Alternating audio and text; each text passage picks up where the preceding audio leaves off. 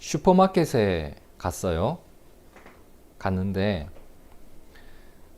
살 것이 없어서 빈손으로 집에 돌아오는 경우, 그리고 엄마가 시킨 후추 한 통, 내가 먹고 싶은 그 새우깡 한 봉지 사서 집에 오는 경우, 그리고 수박 한 통,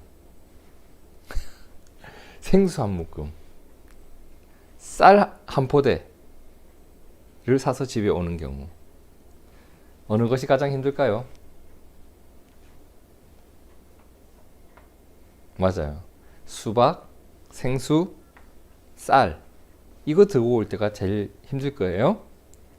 쉬운 문제죠. 자, 그리고 집 앞에 있는 산에 가는데, 자, 빈손으로 그냥 산책을 하는 경우, 그리고 지게를 지고, 지게 알아요? 지게를 지고 산에 가서 땔감을 구해오는 경우, 자, 어느 것이 더 힘들까? 당연히 2번이. 내 등에 무거운 짐을 지고 있거나 내 손에 무거운 짐을 들고 있으면 힘이 듭니다. 너무 당연한 이야기예요. 너무 당연한 이야기. 자, 그러면 여러분, 내 마음에 그 무거운 짐이 있으면 어떨까? 눈에 보이지 않을 뿐이지 마음에도 짐이 있을 수 있거든요. 자, 해야 할 일을 못했어요. 뭔가를 반드시 잘해야 하는 상황에 놓였어요. 어떤 오해에 휘말렸어요. 때로는 누군가에게 미안한 일이 있거나 잘못한 일이 있어요. 이러한 것들 때문에 생긴 마음의 짐을 보통 우리는 책임감, 의무감, 부담감, 그리고 죄책감, 이렇게 말을 하죠. 저는 이런 마음의 짐을 가지고 살아가는 것이 꼭 이런 것 같아요. 운전하시는 분들은 잘 아시겠지만 이 핸드브레이크 있죠. 핸드브레이크를 당겨 놓은 채 주행하면 어떨까요? 꼭 그런 자동차 같다는 생각이 들어요. 제가 운전면허를 딴 지 얼마 되지 않았을 때 아버지 차를 가지고 친구를 집에 데려다 준 적이 있어요. 주차장에서 차를 빼서 도로에 나왔는데 이상하게 차가 너무 안 나가는 거예요. 아무리 밟아도 속도가 안 올라가요. 왜 이렇지 싶어서 계기판을 봤는데, 아니, 핸드브레이크가 잠겨 있다는 경고등에 불이 딱 들어와 있는 거예요. 너무 놀라서 얼른 그죠, 내리고 이제 친구를 데려다 줬던 기억이 나는데, 이거 저희 아버지 아직까지 몰라요. 여러분, 마음의 짐이 꼭 이런 것 같아요. 내 삶을 이렇게 꼭 붙잡고 있는 것 같아요. 물귀신처럼. 뜬금없이 그것이 생각난단 말이에요. 뜬금없이. 그리고 그 생각에 내가 잠겨서 내 삶이 좀 더디 가거나 멈추게 되기도 하고, 이것을 어떻게 해결해야 하나 대안도 없으면서 끙끙거리면서 고민만 하게 되고, 마음의 짐이 그래요. 보이지도 않는 게 사람을 참 피곤하게 하고 나를 지치게 한단 말이에요. 그래서 이러한 마음의 짐이 있던 사람이 그것이 싹 없어지는 것이 얼마나 시원한지 사람들이 뭐라고 표현해요? 10년 묵은 체증이 뭐예요? 채끼, 그 음식이 안 내려가고 소화가 되지 않는 거 있죠. 채끼.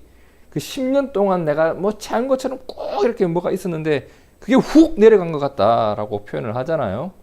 요즘으로 말하면, 요즘 사람들 말로 하면 고구마가 내려간 것 같다. 그죠? 마음의 짐이 그렇게 사람을 힘들게 해요. 마음의 짐은 보이지는 않지만 내 삶을 계속 무겁게 하고 일상의 평안을 한순간에 잃어버리게 하는 아주 나쁜 거예요, 어떻게 보면. 게다가 보인다 안 보인다? 보이지 않는 짐이다 보니까 다른 사람들이 내가 얼마나 힘겨운지 알아요, 몰라요? 몰라요. 그런데 참 희한한 게 뭐냐면 나를 몰라주는 사람들이 많다는 것에 서운함이 밀려와요. 이게 안 보이니까 모르는 게 당연한 건데 그럼에도 불구하고 서운하단 말이에요. 나를 이렇게까지 모르네? 이런 2차적인 폭풍까지 막 몰려올 때가 있단 말이에요. 그러면 여러분, 이 마음에 대한 이야기를 왜 이렇게 많이 하냐? 우리가 지금 빌레몬서를 살펴보고 있는데 이 빌레몬서에 나오는 사람들 중에 마음속에 큰 짐이 있을 것 같은 사람이 있어요. 누굴까요? 오네시모죠. 오네시모. 그의 마음에는 어떤 짐이 있었을까? 그의 주인 빌레몬에게 피해를 입었어요. 그죠? 사과를 했나요? 사과하지 않고 돼요? 도망을 쳤어요. 분명히 그 순간에는 도망을 치는 것이 무엇처럼 보였을까? 아, 이게 살 길이다. 살기 위해서는 무조건 도망쳐야 된다. 그렇게 생각되었을 거예요. 자, 그런데 그렇게 도망친 그 일이 결국 그에게 남겨준 게 뭐예요? 죄책감이에요. 아, 이거 하지 말아야 될 짓을 했구나. 그리고 후회. 휴, 내가 괜히 그렇게 했네.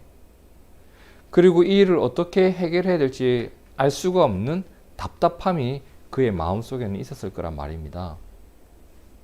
자, 그런데 이런 그에게 이 마음의 짐을 털어버릴 수 있는 든든한 지원군이 나타난 거예요. 이것도 복이에요, 여러분. 그죠? 이것을 해결할 수 있는 지원군이 나타났어요. 누구였을까? 누구였을까요? 바울. 그리고 예수님. 예수님은 우리에게 복음을 주신 분입니다. 우리에게 용서를 알게 하셨고 하나님의 용서를 받게 하셨고 예수님을 믿고 따르는 모든 자들에게 용서하라라고 가르쳐 주신 분이에요. 예수님이 그렇게 말씀하셨단 말이에요. 자, 그리고 바울은 어떤 사람이에요? 오네시모에게 긍정적인 변화가 일어났다. 그가 예수님을 믿고 복음을 믿고 변화되었다라는 것을 빌레몬에게 보증을 해준 사람이에요. 오네시모가 변했어. 옛날 그 사람이 아니야. 라는 것을 보증해주고 그리고 빌레몬과 오네시모의 관계가 복음 안에서 회복될 수 있도록 복음의 중재자 역할을 했단 말이에요. 여러분, 이 말을 잘 이해하셔야 돼요. 복음의 중재자가 뭐냐? 자, 빌레몬이 복음을 믿어요. 맞나요? 오네시모가 복음을 믿어요. 그 두 사람 사이에는 복음이 공유된 가치예요. 이해되시나요? 바울은 그래서 우리가 믿는 이 복음이 우리를 이끄시는 삶의 모습이 어떤 것이겠는가? 너희들이 서로에게 어떻게 해야 할까? 복음은 우리에게 어떤 삶으로 인도하실까를 명확하게 이야기해 준 게 바울이었단 말이에요. 그죠? 그러니까 오네시모에게는 이런 예수님과 바울이 있기 때문에, 그죠? 이러한 예수님과 바울이 있기 때문에 주인을 배신한 노예가 용서받을 수 있는 길이 열린 거예요. 오랜 시간 그의 마음속에 있었던 마음의 짐을 내려놓을 수 있는, 그리고 새로운 삶을 시작할 수 있는 환경, 상황이 주어졌단 말이에요. 이해되시는지 모르겠어요. 하지만 이런 든든한 지원군이 있다고 할지라도 진심으로 사과하고 용서를 구해야 할 것은 누가 해야 할 일? 오네시모 본인이 해야 할 일이었다. 성도 여러분, 예수님을 믿는 우리가 잘 해야 할 것 중에는 용서도 있지만 사과도 있습니다. 그리스도인은 사과를 잘해야 합니다. 누가복음 17장 3절 4절 함께 읽어봅니다. 시작. 너희는 스스로 조심하라. 만일 내 형제가 죄를 범하거든 경고하고 회개하거든 용서하라. 만일 하루에 7번이라도 내게 죄를 짓고 7번 내게 돌아와 내가 회개하노라 하거든 너는 용서하라 하시더라. 형제가 죄를 범하면 어떻게 하라? 경고해 주라. 여러분, 이게 당연한 일 아니겠어요? 그 사람이 잘못하고 있는데도 가만히 있는 것, 방관하는 것, 이거 옳지 않습니다. 그죠? 그리고 그 사람이 회개하거든, 잘못을 깨닫거든, 돌아와서 사과를 하거든, 용서의 전제는 사과예요, 여러분. 사과하지 않는 자에게도 용서를 베풀 수가 있어요. 하지만 그건 용서라기보다는 어떻게 보면 더 큰 의미에서는 긍휼이에요, 긍휼.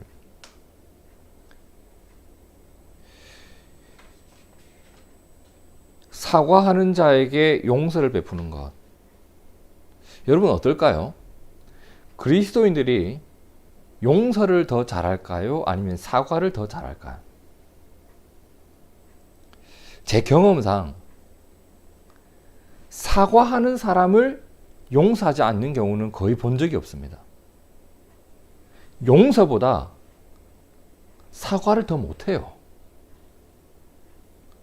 생각보다 진정성 있는 사과 안 하거나 못합니다.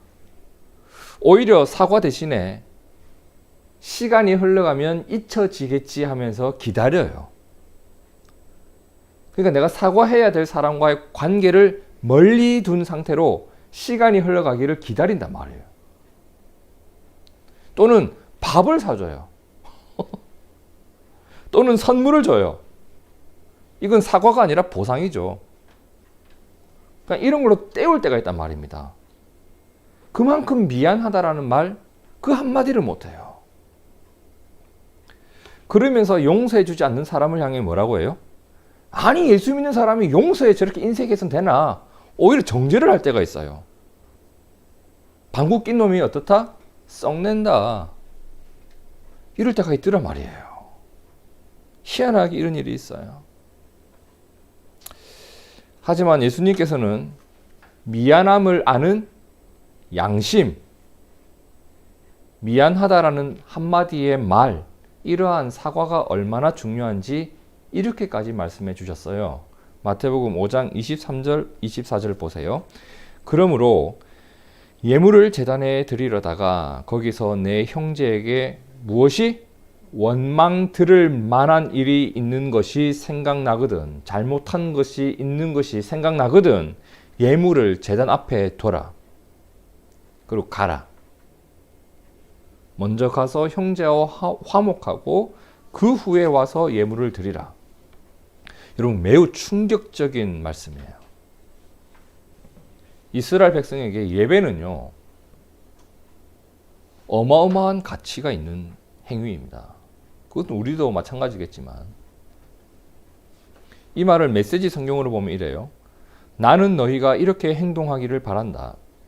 네가 예배당에 들어가서 헌금을 드리려는데 갑자기 어떤 친구가 너에게 원한을 품고 있는 것이 생각이 나거든. 헌금을 내려놓고 즉시 나가 그 친구에게 가서 화해하여라. 반드시 그렇게 하고 난 뒤에 돌아와 하나님과의 일을 마무리하여라. 많은 분들이 이 구절을 이상하게 용서하라라는 내용으로 오해를 하고 계신데, 보시다시피 이 구절은 사과하라라는 내용입니다. 사과하라. 여러분, 내가 잘못한 일이 어떤 사람에게 주어졌어요. 내가 어떤 사람에게 잘못했어요. 그죠? 내가 어떤 사람한테 잘못했고 그 잘못을 알았단 말이에요. 근데 그 사람에게 사과하지 않고 하나님에게 와서 예배당에서 하나님, 제가 그 사람에게 너무 잘못했습니다, 용서해 주세요, 하나님에게만 용서를 구하는 사람이 있단 말이에요. 그리고 나에게 잘못한 사람을 용서할 줄 모르면서 하나님에게 내 죄를 용서해달라는 사람도 있단 말이에요. 여러분, 하나님께서 이러한 모습을 기대하고 그렇게 하나님에게만 용서를 구하라고 하면서 우리에게 십자가의 복음을 주셨을까요? 아니에요. 아니에요. 복음은 내가 하나님의 사랑을 경험하는 은혜의 소식입니다. 분명 복음에는 나를 용서하시는 하나님의 사랑이 담겨 있어요. 그리고 그 하나님을 닮아가는 삶으로 나를 초대하는 하나님의 초청의 소식이기도 해요. 복음은 그런 거예요. 하나님이 나를 용서하시고 내가 누군가를 용서하는 사람이 되기를, 누군가에게 사과할 줄 아는 양심이 있는 자가 되기를 하나님이 우리에게 원하신다. 이것을 알려주신 소식이잖아요. 용서받은 것처럼 용서할 줄 알고, 회복된 양심으로 사과할 줄 알고, 하나님과의 관계가 소중한 것처럼 사람과의 관계를 소중히 여길 줄 알고, 그렇기 때문에 또 하나의 사랑의 사건들을 이루어가는 것 말입니다. 이것이 복음이 우리를 이끌어가는 삶의 모습이 아니겠냐. 그렇다면 오네시모가 해야 할 일이 있죠. 예수님을 믿고 그가 변화되었기 때문에 그가 해야 할 일이 있단 말이에요. 그게 뭐예요? 빌레몬에게 돌아가서 용서를 구하는 거예요. 12절 함께 읽어볼까요? 시작. 내게 그를 돌려보내노니 그는 내 신복이라. 내게 그를 돌려보내노니. 자, 이것이 오네시모가 해야 할 일이었습니다. 그리고 이것이 그의 마음속에 있었던 오래된 짐을 내려놓을 수 있는 길이 되기도 하였을 겁니다. 그렇죠? 그런데 여러분 13절을 자세히 보세요. 지금 바울은 어떻게 돼 있죠? 바울은 감옥에 있어요. 바울은 감옥에 있어요. 그가 처해 있는 아주 특수한 상황 때문에 그를 도와줄 사람이 필요했단 말이에요. 13절에 한번 보시죠. 그를 내게 머물러 있게 하여 내 복음을 위하여 갇힌 중에서 내 대신 나를 섬기게 하고자 하나. 바울이 대놓고 이야기해요. 오네시모가 지금 갇혀있는 나를 위해서, 그리고 복음의 확산을 위해서 그가 맡아야 될 역할이 분명히 있다. 그가 감당해 줬으면 하는 일이 분명히 있다. 그런데 바울이 뭐라고 해요? 그 일이 복음을 위한 일일지라도, 복음을 위하여 오네시모가 섬길 일이 있다고 할지라도, 하지만 이렇게 목적이 분명히 선하지만, 심지어 그 일이 매우 급한 일이기도 하지만 잘못된 일을 그냥 묻어두고 지나갈 수는 없다. 복음을 위해 오네시모가 헌신하는 것보다 무엇이 먼저다? 빌레몬에게 사과를 하고 용서를 받는 것이 먼저다라는 겁니다. 성도 여러분, 교회를 위한 일이라면 잘못된 방법을 써도 되는 것일까요? 이게 교회 잘 되는 거야. 이게 교회 잘 되는 거야. 다 하나님을 위해서 하는 일이야 하면서 허용되지 않는 방법을 쓰는 것 과연 옳을까? 교회의 평안을 위해서라면 잘못된 일도 야 그런 얘기를 하지도 마. 야 덕이 안 돼. 야 그 얘기해가지고 뭐가 더 좋아지겠냐. 그냥 묻어. 우리끼리만 아는 이야기야. 이렇게 입 다물고 덮어버리는 것이 화평을 위한 일일까? 아닙니다. 오늘 말씀은 우리에게 분명히 가르쳐 줍니다. 복음을 위한 일보다 내 생각이 복음에 적셔져 있는 것이 먼저예요. 복음다운 생각을 할 줄 알아야죠. 복음을 위한 일보다 복음대로 사는 것이 먼저다. 복음을 위한 일보다 내가 복음을 따르는 게 먼저다. 이렇게 해야 교회가 더 잘 되는 거 아닙니까? 아니라니까요. 복음이 우리에게 무엇을 가르쳐 주고 있습니까? 오늘 말씀에서는 오네시모가 이곳에서 봉사와 사역을 하는 것보다 무엇이 더 먼저다? 빌레몬에게 미안하다라는 것, 그 한마디라는 게 더 중요하다. 이게 복음이 우리에게 가르쳐 주시는 삶의 모습이에요. 빌레몬과의 관계를 회복하는 것이 먼저다. 여러분, 이게 교회다운 거란 말이에요. 막 사업이 많아지고 막 폭풍 성장을 하고 하는 것보다도 성도들끼리 다툼이 없고 미안하다라는 말할 줄 알고 용서한다라는 말할 줄 아는 거 있잖아요. 이게 복음이 우리에게 주신 새로운 삶의 모습이지, 우리가 무슨 기업을 차렸습니까? 사업합니까? 아니에요. 교회가 커지는 것보다 더 중요한 게 뭐냐? 미안하다라고 하는, 말할 줄 아는 한 사람이 세워지는 거예요. 그래서 바울은 오네시모를 빌레몬에게 돌려보냅니다. 나에게 꼭 필요한데 가야 해. 사역에 꼭 필요한데 가야 해. 혹 추후에 오네시모가 다시 돌아올 수는 있습니다. 그리고 나를 도와줄 수도 있어요.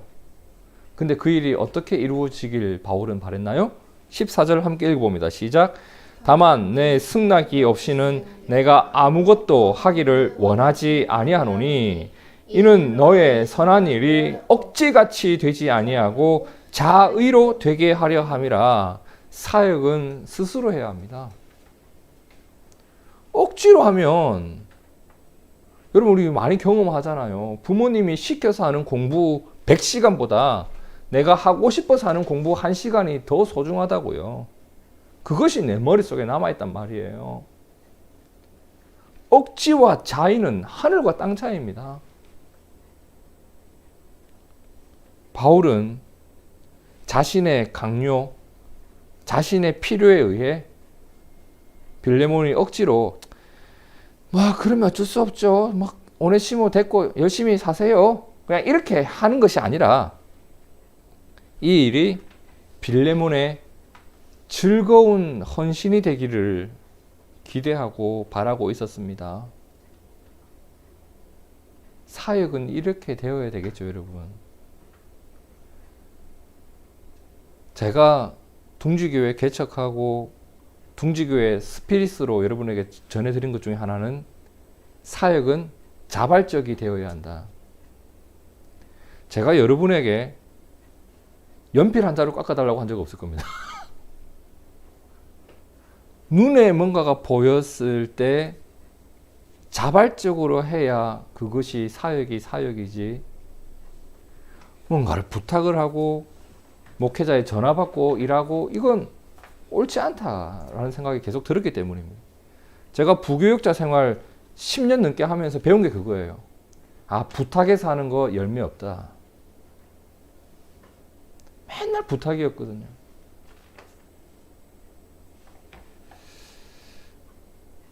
바울은 오네시모를 빌레몬에게 돌려보냅니다. 이렇게 하는 것이 혹시라도 빌레몬이 아주 마음 넓은 사람이지만 빌레몬의 마음에 응어리를 남겨두지 않는 길이었습니다. 그죠? 자, 도망간 내 종이 바울과 친해졌어요. 빌레몬의 마음속에 오네시모에 대한 나쁜 마음이 있었어요. 그럼 이렇게 되면 어떻게 될까요? 바울과 빌레몬도 멀어져요. 아니, 저 바울 저 사람 변했네. 나쁜 그놈과 한패가 됐네. 이렇게 될 수 있지 않겠어요? 사람 관계란 게 그래요. 그러니까 오네시모를 돌려보내는 것이 복음적인 삶이면서 동시에 빌레몬의 마음에 있는 엉어리를 남겨두지 않는 길이고, 그리고 이렇게 하는 것이 오랜 시간 오네시모의 마음에 있었던 그 마음의 짐 말이에요. 죄책감, 후회, 두려움, 이런 것을 내려놓을 수 있는 길이에요. 그리고 이렇게 함으로써 또 어떤 일이 일어나요? 내가 예수님의 가르침으로 살아가고 있다, 이것을 실제적으로 경험하는 사건이에요. 사과와 용서와 화해 이후에 또 어떤 일이 있을까요? 더 깊은 관계로 도약할 수 있는 발판이 마련될 수도 있어요. 이것이 우리가 복음 때문에 누리는 삶의 자리잖아요. 자, 그럼 오늘 말씀을 다시 한번 정리해 봅시다. 오네시모가 예수님을 믿고 복음 때문에 변화가 되었습니다. 맞나요? 바울은 오네시모를 향해 갇힌 중에서 낳은 아들, 나의 심장, 이렇게 표현을 해요. 그리고 바울과 빌레몬에게 오네시모가 유익하고 심지어 그가 복음을 위하여 섬길 일이 있다 라고까지 했습니다. 이 말을 한마디로 예수님의 제자가 되었다라는 말이에요.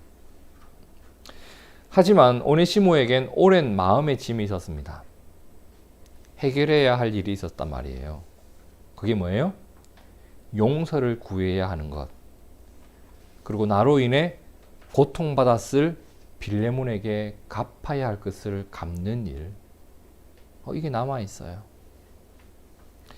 그 일을 위해 오네시모는 빌레몬에게 돌아갔다라는 것이 오늘 말씀의 내용이에요. 여러분, 이런 생각을 해봅니다. 만일 빌레몬이 예수님을 몰랐다면, 그리고 만일 오네시모가 예수님의 은혜를 몰랐다면 어땠을까요? 그 두 사람이 한 사람이라도 예수님을 몰랐다면 어땠을까요? 오네시모는 그의 주인 빌레몬에게 용서받는다는 것을 꿈도 꾸지 못했을 겁니다. 당연한 일이죠. 당시 노예가 주인에게 이러한 일을 행하면 당장 죽어요. 그러니 평생을 도망치면서 살다가 죽는 인생이 되었을 거예요. 복음이 없었다면. 그리고 빌레몬은 어땠을까? 오네시모에 대한 분노, 잡을 수도 없는 그 인간 때문에 생기는 이 답답함, 이 분노를 벗어나기가 쉽지 않았을 것이다. 그러나 빌레몬과 오네시모가 어떻게 되었어요? 복음을 아는 자들이 되었습니다. 복음을 믿는 자가 되었고 복음을 따르는 자가 되었단 말이에요. 이 말이 무슨 말이냐? 그들은 복음이라는 가치를 공유한 자들이에요. 이게 너무 중요한 일이에요. 복음이라는 가치를 공유하고 복음이 나에게 가르쳐 주시는 바를 따라가다 보니 빌레몬은 용서를 베푸는 자가 되었고 오네시모는 용서를 구하는 자로 세워지게 돼요. 여러분, 세상에 어떤 가치가, 어떤 가르침이 주인을 배신한 노예를 용서하게 합니까? 법은 죽이라고 합니다. 그런 노예. 세상의 법도 죽이라고 하고 이웃도 그 잡아야 되라고 가르치고 세상에 어떤 가치가 주인을 배신한 노예를 용서케 합니까? 세상에 어떤 가치가 도망간 주인에게 다시 찾아갈 수 있는 용기를 줄까? 복음이 그들을 이끌어 주었더니 오네시모는 빌레몬을 다시 찾아갈 수 있는 용기를 얻어요. 빌레몬의 마음을 풀어줘야 되겠다는 양심이 회복이 돼요.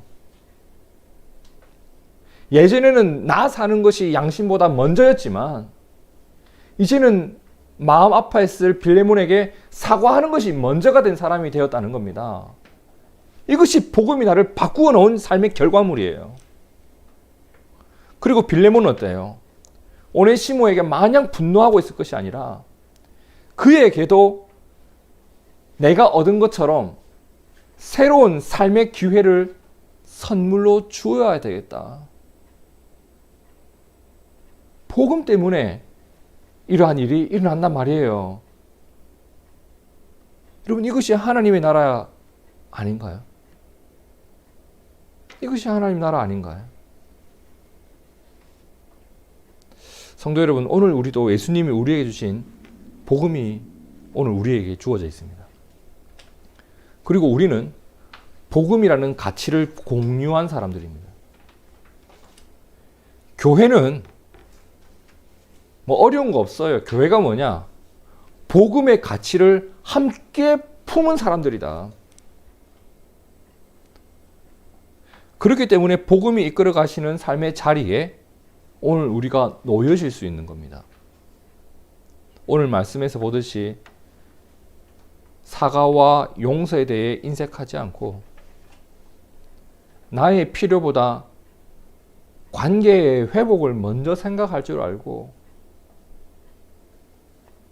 사역보다 당연히 사람이 소중하다라는 가치를 품고 살아가고 있고 복음을 위한 선한 일이 자발적으로 이루어질 수 있는 것. 여러분, 이것이 복음이 우리를 초대하는 삶의 모습이 아닐까요? 복음을 믿을 뿐만 아니라 복음을 따르는 자들이 있는 곳에 주님은 평안과 자유가 있다고 말씀하셨습니다. 왜냐하면 그곳에 하나님의 뜻이 펼쳐지기 때문입니다. 예배소서 6장 15절에 보면 이런 말씀이 있어요. 평안의 복음이 준비한 것으로 신을 신고, 전신갑주 이야기예요. 근데 복음을 가리켜서 평안의 복음, 그리고 그것이 나의 신이 된다고 하셨습니다. 이게 무슨 말일까? 옛날엔 이해를 못했어요. 근데 묵상하다 보니 복음이 나를 이끌어 가시는 내 발걸음의 이유가 된다면 그것이 내 삶에 평안을 갖다 주지 않겠어요, 여러분? 복음은 우리에게 평화를 줍니다. 고린도후서 3장 17절에 주는 영이시니 주의 영이 계신 곳에는 자유가 있느니라. 그때야 내 마음의 짐으로부터 해방될 수 있는 겁니다. 빌레몬에게 있었던 분노의 짐도 없어지는 것이고 오네시모에게 있었던 죄책감도 없어지는 것이고 후회와 눈물이 바뀌어서 기쁨과 감사로 바뀌는 거예요. 야곱이 에서에게 돌아갔을 때 하나님 나라가 펼쳐지는 겁니다. 요셉의 형들이 요셉에게 용서를 받았을 때 마음의 화평이 이루어지는 것입니다. 여러분, 복음이 우리를 자유케 하고 평안케 합니다. 우리가 예수님이 우리에게 주신 그 삶의 가치를 따라가다 보면 이것이 하나님의 나라의 역사구나. 이것이 하나님의 역사구나. 이러한 일을 반드시 경험케 되리라 저는 믿습니다. 그렇기 때문에 복음이 우리의 마음을 움직일 때가 온다면 복음이 나를 이끌어 가시는 삶의 모습이 있다면 그 음성을 무시하지 마시고 한번 따라가 보세요. 주님이 이것을 원하시는 게 분명한데 그걸 한번 해보는 거예요. 그때 오네시모가 누렸던 자유, 빌레몬이 누렸던 평안처럼 오늘 우리의 삶을 평안과 자유의 자리로 인도해 주실 것을 저는 믿습니다. 그리고 복음을 따라가는 우리를 통해 하나님의 아름다운 역사가 이루어질 것이라 믿습니다. 복음은 내가 세상에서 배우고 세상에서 익힌 대로 살지 않아도 하나님이 너를 인정해 주셔. 그것이 살 길이 맞아! 라는 것을 보증해 주신 하나님의 확증의 소식입니다. 그렇게 해도 됩니다. 복음을 따라가도 됩니다. 아니, 복음을 따라가야 삽니다. 이것을 믿는 오늘 우리의 믿음 속에 하나님의 은혜와 하나님의 동행하심이 실제적으로 경험되어지기를 진심으로 축복합니다. 함께 기도하겠습니다.